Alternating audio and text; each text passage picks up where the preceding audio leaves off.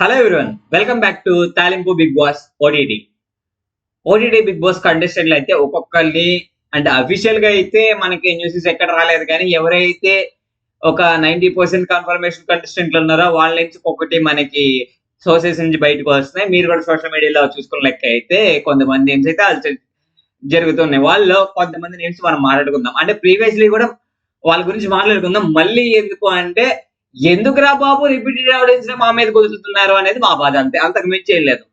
అంటే ఏదైతే previous season big boss లో గానీ అంతకు ముందు previous season like 5th season 4th season వీళ్ళ ఎవరైతే చూసామో వాళ్ళే మళ్ళీ మా మీదకి ఎందుకు రుద్దుతున్నారు నాకు అర్థం కాదు.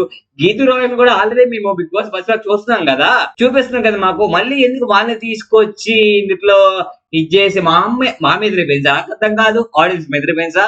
ఆల్రెడీ ఒల్టే పుల్టే అని చెప్పి తీసుకున్నావు కదా లాస్ట్ సీజన్ అంతా కూడా, సరిపోలేదా? మళ్ళీ ఏంటి నాకు అర్థం కాదు.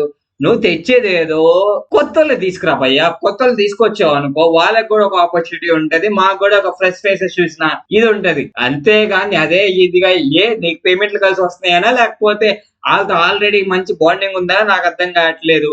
నీకు ఏదున్నా సరే అది మాకు చూడాల్సింది మేము.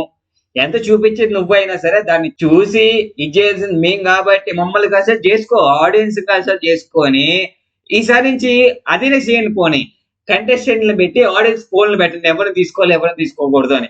అప్పుడైతే మీకు ఒక ఐడియా వస్తుందేమో. ఎందుకు నాకు అర్థం కాదు అంటే కొంతమంది మాత్రం మోస్ట్లీ కన్ఫర్మేషన్ అంటున్నారు. వాళ్ళలో పోలే గారు, నైని పావని, గీతి రాయలు ఇట్లా మోస్ట్ ప్రీవియస్ పర్సన్స్ ఉన్నారు. నేను అనేది ఏంటంటే ఆల్రెడీ వాళ్ళకి ఒక ఫ్యాన్ బేస్ క్రియేట్ అయిపోయి ఉంది. బయట ఫ్యాన్ బేస్ కాకుండా బిగ్ బాస్ ఫ్యాన్ బేస్ అనేది వాళ్ళకి ఆల్రెడీ ఉంది.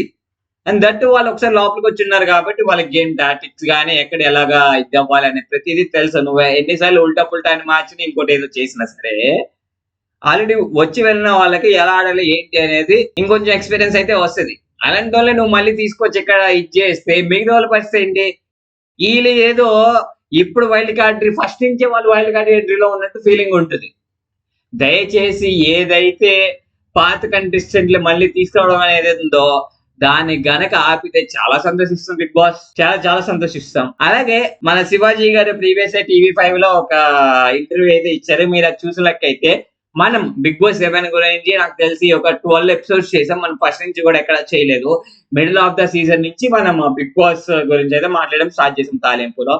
ఏదైతే మనం ఆ టైంలో నన్ను ప్రతి ఒక్కరు తిట్టారు, ఈడేంటి స్పా బ్యాచ్ కి మాట్లాడుతున్నాడు, స్పై బ్యాచ్ ని తిట్టట్లేదు, స్పా బ్యాచ్ ని ఇచ్చేస్తున్నాడు, స్టార్ మా అంటున్నాడు, అది ఇది అని చాలా కమెంట్స్ నాకు వచ్చినాయి. మీరు కూడా చూసే ఉంటారు. అయితే వాళ్ళందరికీ నేను చెప్పదలుచుకుంది ఒకటే అండి, ఒక్కసారి ఏదైతే మీరు మన రివ్యూస్ చూసారో వాళ్ళు TV5 లో మీకు ఏదైనా టైం ఉంటే TV5 లోకి వెళ్ళి శివాజీ వీడియో కూడా చూసారు అనుకోండి, మనం చెప్పినవి ఆయన చెప్పినవి సిమిలర్ కూడా కాదండి, పిన్ టు పిన్ యాస్టీస్ ఉన్నాయి అనమాట. మనం ఏదైతే క్వశ్చన్స్ రైస్ చేసామో ఆయన అదే రైస్ చేశారు.